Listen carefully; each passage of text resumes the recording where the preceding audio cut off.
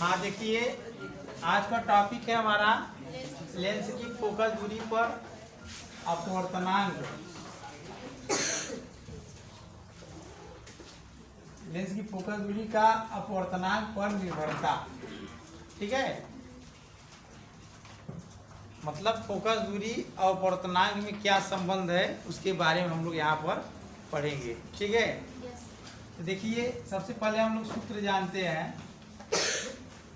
एक बटा एफ बराबर एन माइनस ए बटे R1 माइनस ए बटा R2 होता है ना। तो देखो अपवर्तनांक मान जितना अधिक होगा फोकस दूरी का मान उतना कम आएगा, पहले तो जान लीजिए। ठीक, चलो हम यहाँ पे एक सूत्र का निगमन करते हैं और उसी सूत्र के आधार पर हम लोग जो है लेंस की फोकस दूरी पर चर्चा करेंगे। ठीक, चलिए उस सूत्र को लिखते हैं यहाँ पर। मान लीजिए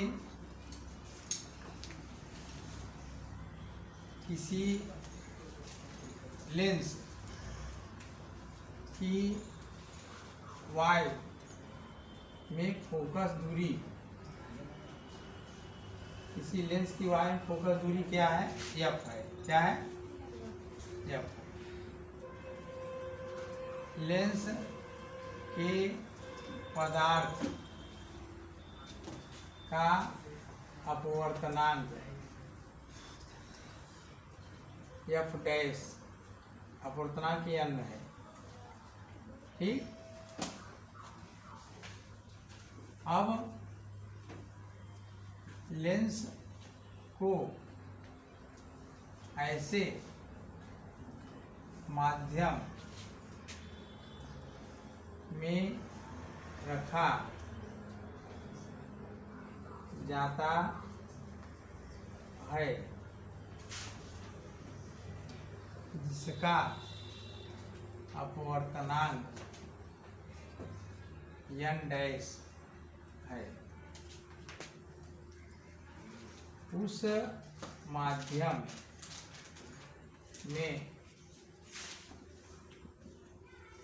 लेंस की फोकस दूरी f डैश है, तब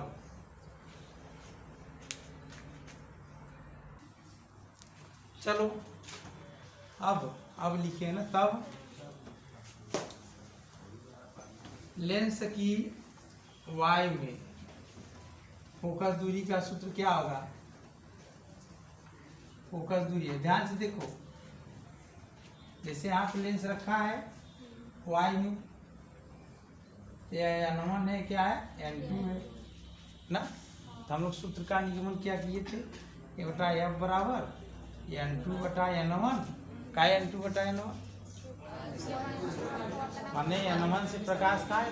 n2 माइनस एक बटे R1 माइनस ए बटा, समझ आया? n2 बटा n1 के हमन एक n2 लिखा, थोड़ा से के साइड में हम सुधार के डायरेक्ट लिख देते। देखा n2 बटा n1 का लिखा, एक n2 का ये लेंस के पदार्थ का अपवर्तनांक y के सापेक्ष, इधर y बना एक बराबर हम n लिख सकते थे। एक बटे f बराबर का ये लम्हा n माइनस एक बटे R1 माइनस ए बटा R2 का है n लिखा। फिर से समझाते हैं, एक y हो n2 लेंस हो ये, तो y के एक मनाया करता तो एक n2 के पूरा हम n लिख सकते थे। यहाँ से लेंस के पदार्थ का अपवर्तनांक n है, तो जब अपवर्तनांक हम निकाली थी ना y के सापेक्ष निकला रहा था, एक सापेक्ष। हाँ, चाहे एक n2 लिखा, चाहे n2 लिखा, चाहे n लिखा, जवन अपवर्तनांक हम पढ़ी था या बुक में दिए रहा था वो y के सापेक्ष निकाला रहा था। तो y के सापेक्ष अपवर्तनांक n, एक n2 के स्थान पे n2 बटे n1 के स्थान पर हम क्या लिखा n। अब R1 R2 का एकर वक्रता त्रिज्या, R2 एकर वक्रता त्रिज्या। लेंस में कई पृष्ठ होला? पहले पृष्ठ का वक्रता त्रिज्या R1 और दूसरे पृष्ठ का वक्रता त्रिज्या R2। अब देखा अभी माध्यम n डैश है, का हाँ, ये एक अलग प्रकार का माध्यम बा जेकर अपूर्णांक का एन डैश वाई के सापेक्ष यो निकाला हो ना, यहाँ एक हुए, ठीक, या ए अरेयर का एक मना था ना। अब लेंस क्या हम यहाँ रख देवा, ठीक। अब हम ये सोचे बा ई वाला अपूर्णांक का एन डैश आई अपूर्णांक का एन, पहले हमारे एक पहले कैसे जात रहा, यहाँ वायु रहा, वायु से प्रकाश के मन जाता रहा लेंस में एन में। अब कैसे प्रकाश जाए, पानी में डाल देवा चाहे ऐसा माध्यम में लेंस के लिए जेकर अपूर्णांक एन डैश बा। एन डैश के हम जल ले थे उदाहरण के तौर पर समझे बदे, जल में हम चश्मा कांच के डाल देवा, मतलब ये लेंस के डाल देवा तो हमारा प्रकाश कहाँ से, जल से कांच में जाए, जाए कि नहीं, कहाँ जाए प्रकाश, जल से कांच में। तो जल हमारा पहले आ गया, कांच दूसरा, जल से कांच में प्रकाश जाए ना, तो ये प्रथम कंडीशन रहा, एक पहले वाला द्वितीय कंडीशन में आया लिखोगे। अब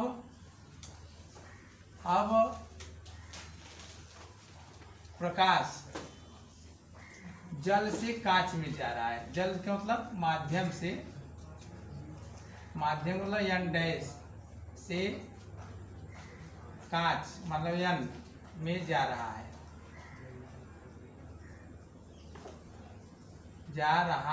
है, तब फोकस दूरी भी चेंज हुई है, बात एक एफ डैश लिखा हम, देखा ध्यान से समझ, ये वाला लाइन अच्छे से समझेगा।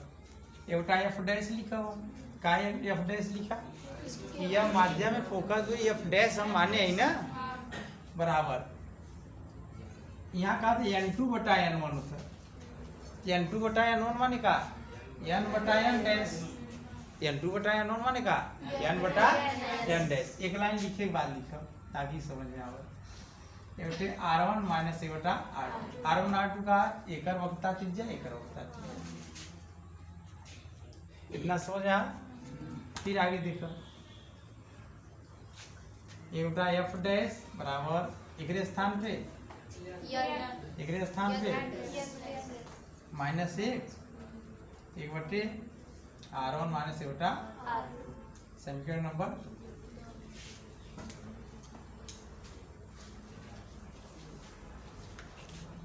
बताऊं, इसको थोड़ा सी एक लाइन और करते हैं। एवटा एफ डैश बराबर एन माइनस एन डैश बटा एन डैश, एवटे R1 माइनस ए बटा R2, इसको समीकरण 2।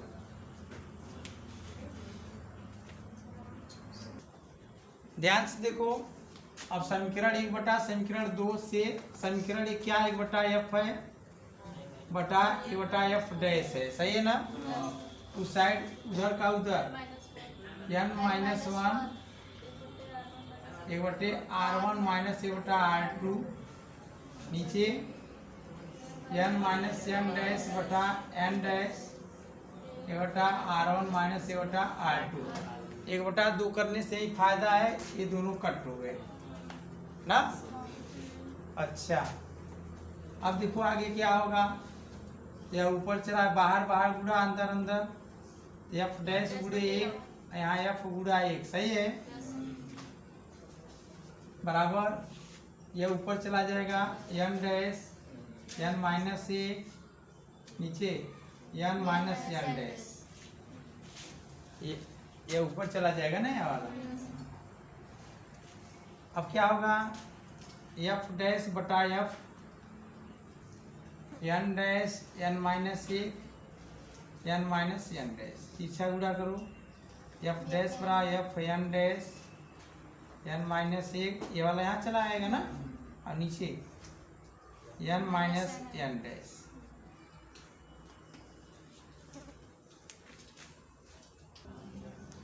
ध्यान से देखा,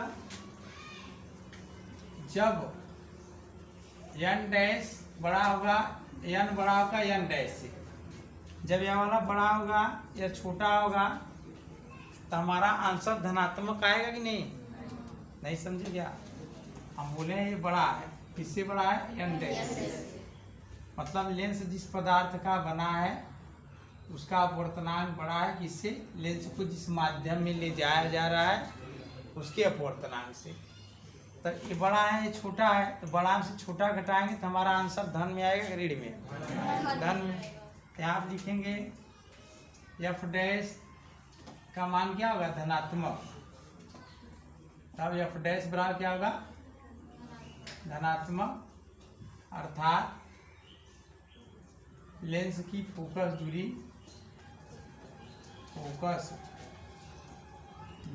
बढ़ जाएगी।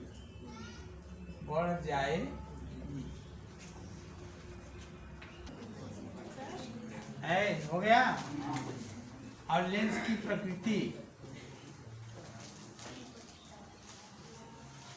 नहीं बदलेगी।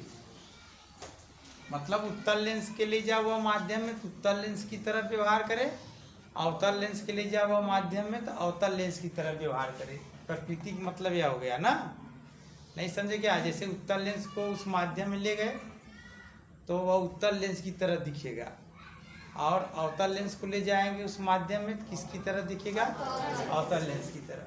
ठीक। और अपवर्तनांक का मान जो है कम है, अपवर्तनांक का मान कम है, फोकस दूरी बढ़ जाएगी सूत्र से। ध्यान से देखो, अपवर्तनांक यह अंश है, यहाँ पे क्या हर है, यहाँ व्युत्क्रम संबंध है। क्या है? अगर यह बढ़ेगा तो यह घटेगा, व्युत्क्रम में यही होता है, यह बढ़ेगा तो ये वाला घटेगा तो ये वाला बढ़ेगा। यहाँ पे एन डैश क्या है? कम है। एन डैश क्या है? कम है, तो फोकस दूरी बढ़ जाएगी ना, फोकस दूरी बढ़ जाएगी। अच्छा, निष्कर्ष 2 देखो ध्यान से। चलें, यदि n बराबर n डैश, n बराबर n डैश होगा तो क्या होगा? साइड में थोड़ा लिखता हूँ, एफ डैश बराबर F n dash n minus A n minus n dash, यही ना था? अगर n बराबर हम n डैश कर देंगे यहाँ पर तो देखो क्या होने वाला है। n के स्थान पे n डैश करो, एफ n डैश माइनस 1, यहाँ पर भी n dash minus n dash, कितना हो गया? एफ n डैश माइनस 1 कितना आएगा? 0, फिर अनंत, फोकस दूरी क्या हो जाएगा? अनंत। अब इसका मतलब समझो, लेंस को उस माध्यम में ले जाया जा रहा है जिसका अपवर्तनांक लेंस के पदार्थ के अपवर्तनांक के बराबर हो। जैसे लेंस के पदार्थ का अपवर्तनांक 0.5 है, उसको ऐसे माध्यम में ले जाया जा रहा है जिसका अपवर्तनांक 0.5 हो, तो वहाँ पर फोकस दूरी अनंत हो जाएगा। क्या हो जाएगा? फोकस दूरी अनंत हो जाएगा। इसका मतलब लेंस दिखेगा ही नहीं। समझ में आया? तो यहाँ पर क्या होगा? यदि n बराबर n डैश, तब n डैश वाले माध्यम में लेंस की फोकस दूरी कितना होगा भैया? अनंत हो जाएगा।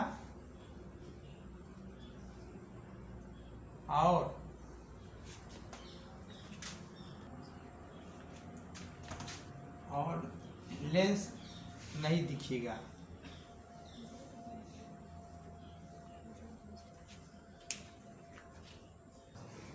हाँ देखो ध्यान से, जब n जो है छोटा है n डैश से, ध्यान से देखो कहाँ है, यह है सूत्र।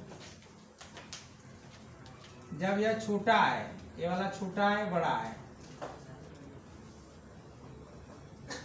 तो छोटा में बड़ा घटाएंगे तो हमारा आंसर कितना है? माइनस। एफ डैश बराबर क्या होगा? ऋणात्मक। एफ डैश जब ऋणात्मक होगा तो यहाँ क्या निष्कर्ष होगा? पहले तो अपवर्तनांक कम है, अपवर्तनांक कम हो जाए, फोकस दूरी घट जाएगी, फोकस दूरी घट जाएगी तथा लेंस की प्रकृति बदल जाएगी। लेंस की प्रकृति का मतलब क्या होता है? अगर हम उत्तल लेंस को उस माध्यम में ले जाएंगे तो वह अवतल लेंस की तरह व्यवहार करेगा। अगर अवतल लेंस को उस माध्यम में ले जाएंगे तब उत्तल लेंस की तरह व्यवहार करेगा। इसी को हम लोग कहते हैं लेंस की प्रकृति बदल जाएगी। ठीक,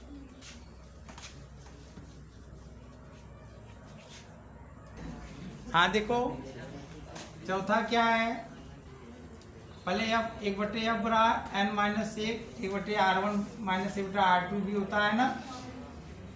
यहाँ तो 1/f अनुक्रमानुपाती n ऐसे लिख सकते हैं हम ना।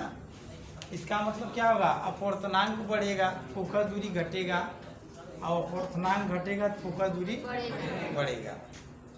समझ में आया? तो यहाँ आप लिख सकते हो n का मान बढ़ाने पर क्या होगा बताओ तो?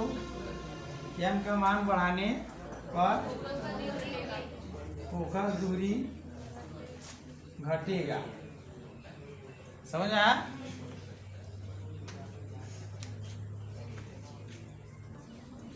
हाँ देखिए, लेंस की फोकस दूरी पर वक्रता त्रिज्या का प्रभाव। ठीक है, तो सूत्र होता है वही लेंस मेकर सूत्र 1/f बराबर n2/n1 या n-1। ठीक, 1/r1 माइनस 1/। यहाँ से हम लोग क्या देखते हैं? अगर वक्रता त्रिज्या का मान बदलेगा तो फोकस दूरी भी बदलेगा।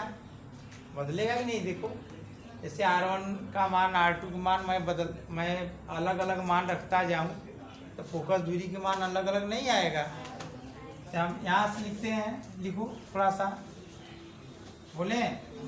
देखो लेंस की फोकस दूरी, लेंस की फोकस दूरी लेंस की वक्रता त्रिज्या का मान लिखते हैं। लेंस की फोकस दूरी का मान, लेंस की वक्रता त्रिज्या के मान में परिवर्तन करने से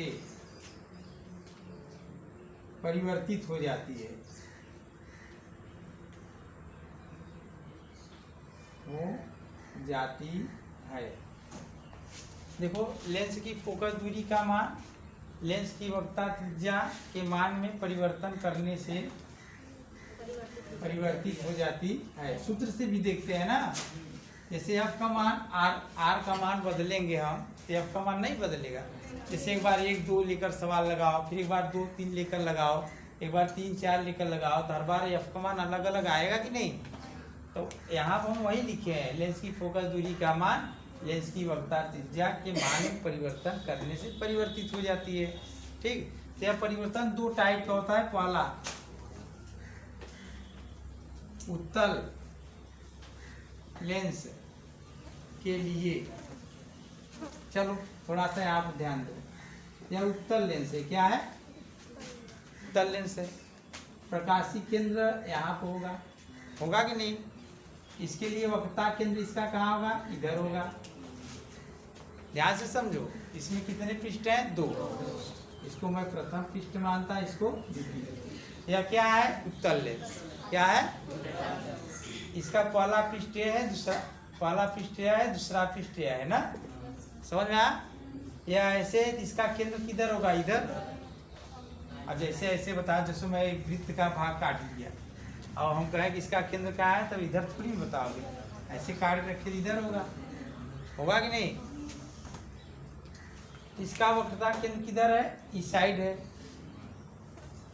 ध्यान से समझना, जब इस साइड है हम यहाँ से R1 को मापेंगे इधर इस साइड में, तो धन लेंगे कि ऋण? बताए ना, दाईं ओर की दूरी क्या होती है? धनात्मक। उत्तल लेंस के लिए R1 धनात्मक और R2 क्या होता है? ऋणात्मक। उत्तल लेंस के लिए R1 धनात्मक और R2 क्या होता है? R2 है इसके लिए, इसका वक्रता केंद्र इधर होगा। R2 क्या होगा? ऋणात्मक। बात समझ आया ना? अब ध्यान से देखो, या धनात्मक या ऋणात्मक, ऋण ऋण धन हो जाएगा, तो धन हो जाएगा तो पूरा सिस्टम वही धन हो जाएगा। नहीं समझे क्या? मैं फिर से समझा रहा हूँ, फिर सुनो। ये बटा एफ रहा n2 बटे n1 माइनस आर माइनस एक ये बटे r1 माइनस ए बटे r2। r1 का मान तो धन लेंगे ही, r2 का मान हम क्या ले लिए ऋण, क्योंकि प्रकाशीय केंद्र से बाई तरफ की दूरी ऋण होती है ना। जब इसको ऋण लेंगे तो यह ऋण या ऋण धन हो जाएगा, धन हो जाएगा तो यहाँ से फोकस दूरी हमारा क्या होगा धनात्मक। तो उत्तल लेंस में दो फोकस होता है, उत्तल लेंस में कई फोकस होता है दो। तो इस सूत्र से हमें उत्तल लेंस की फोकस दूरी कैसा प्राप्त हुआ धनात्मक। तो देखो उत्तल लेंस की दो फोकस दूरी होती है, एक फोकस दूरी धनात्मक होती है, एक फोकस दूरी ऋणात्मक। तो हम उसको धन ही क्यों लेते हैं, हम उसको धन ही क्यों लेते हैं, उसका आंसर यहाँ से देखो।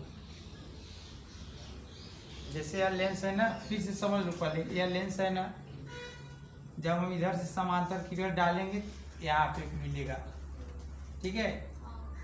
इसको हम लोग कहते हैं F2, क्या बोलते हैं। जब हम इधर से किरण डालेंगे इस पे तो यहाँ पे मिलेगा। तो भाई देखो इधर से वाला दूरी अगर मापेंगे हम तो ऋण में आएगा कि नहीं, इधर से वाला दूरी मापेंगे धन में आएगा।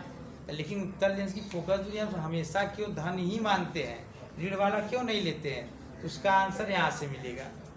ठीक, R1 का मान धन और R2 का मान ऋण लेंगे तो पूरा सिस्टम क्या आ जाएगा धन। तो मिला जुला के उत्तल लेंस की फोकस दूरी द्वितीय फोकस से होता है, किससे होता है, द्वितीय फोकस धनात्मक होता है, इसलिए पूरा सिस्टम धनात्मक। तो यहाँ पे लिखेंगे हम, क्या लिखेंगे ध्यान से देखो। उत्तल लेंस के लिए R1 धनात्मक R2 ऋणात्मक, इसलिए F भी क्या आ गया धनात्मक। अब कैसे जानोगे F धनात्मक आ गया, यहाँ से थोड़ा सा फिर से मैं बोल रहा हूँ उसको सीखो। यह धन है, यह ऋण है, तो ऋण ऋण धन, तो पूरा सिस्टम क्या मिला हमें धन मिला। तो उत्तल लेंस की फोकस दूरी धनात्मक, ठीक है। चलो हाँ ध्यान से देखिए, कौन लेंस है अवतल लेंस, समझ में आया। यहाँ प्रकाशीय केंद्र मान लिया C, एकर वक्रता केंद्र पहले पृष्ठ के कहाँ बा, इधर है, इधर से दूरी का तो ऋण, ये वाला दूरी का है R1 ऋण ना। अच्छा ये वाला पृष्ठ का वक्रता केंद्र या साइड, यहाँ से दूरी नापत का ये R1 इकाई R2, R2 का ये ऋण नहीं R2 धन, ठीक। फिर से समझ ला, प्रकाशीय केंद्र से यह वाला लेंस का वक्रता केंद्र से दूरी नापक ऋण, कैसे बाई तरफ आते हैं। प्रकाशीय केंद्र से यह लेंस का वक्रता केंद्र नापक का है धन, दाई तरफ की दूरी का होता धन। बताया ना हम कि बाई तरफ की दूरी ऋण और दाई तरफ का धन। लेंस में चिन्ह परिपाटी का नियम है, सभी दूरियां प्रकाशीय केंद्र से मापी जाती हैं। प्रकाशीय केंद्र से बाईं तरफ की दूरी नापने वाले को ऋणात्मक और प्रकाशीय केंद्र से दाईं तरफ की दूरी को धनात्मक। मुख्य अक्ष के ऊपर का धनात्मक, मुख्य अक्ष के नीचे का ऋणात्मक। समझ आया। अब चलो इसको हम लोग यहाँ पर रखते हैं, कहाँ पर, यहाँ पे इसमें रखेंगे R1 ऋण है, यह ऋण हो जाएगा और या तो ऋण रहेगा ही, और R2 धन है, यहाँ भी ऋण, यहाँ भी ऋण, ऋण कॉमन ले लेंगे। तो F का मान क्या है ऋणात्मक आएगा कि नहीं, समझो ध्यान से। यह वाला ऋण यहाँ लग गया, यह वाला धन यहाँ लग गया, यहाँ ऋण, यहाँ ऋण, ऋण को मैं बाहर ले लूंगा तो पूरा बाहर ले लूंगा तो यहाँ ऋण आएगा ना, तो F का मान ऋणात्मक हो जाएगा नहीं, समझ में आया। इसलिए अवतल लेंस की फोकस दूरी क्या होती है ऋणात्मक।